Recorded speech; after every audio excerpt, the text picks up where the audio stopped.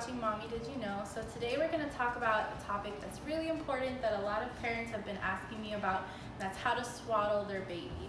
Swaddling is really nice because babies, when they're in mommy, they're usually very comfortable and they're supported by mom. Then they come out and then they just freak out because they're in a crib. So the way to swaddle is actually very easy. So for the first 24 hours, I normally like 2 blankets or 2 layers just because they need some time to transition.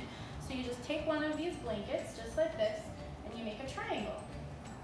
The hospitals always have this really cute footprints. So we make a triangle here, and we lift up our baby. The way I normally lift up is I'm supporting with my forearm the body, head, and neck, and my other is kind of just helping with the position. Your newborn's not going to nearly be this big. Then, as you can see, I put the shoulders a little bit lower, and then I have in here, so there's 2 ways you can do the hands. One is you can actually put the hand inside here, and 2 is you can actually close the hands and do it this way. Me personally, I like to put the hand inside here, and then you just go to the side. My secret here is I keep my hand here. That keeps it closed. Then you go to the bottom, and then you close up on the other side.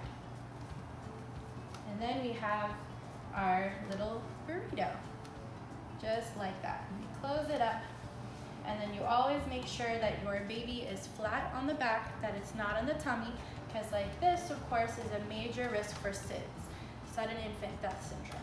So what we do is put the baby flat on the back on a hard surface with fitted crib sheets. You don't want to have anything loose in here. We just have a little suction here at the bulb syringe, which is fine for emergency situations. So this is basically how to swaddle a baby and keep the baby in the crib nice and safe. Thank you so much for watching, and please subscribe to my channel for more information.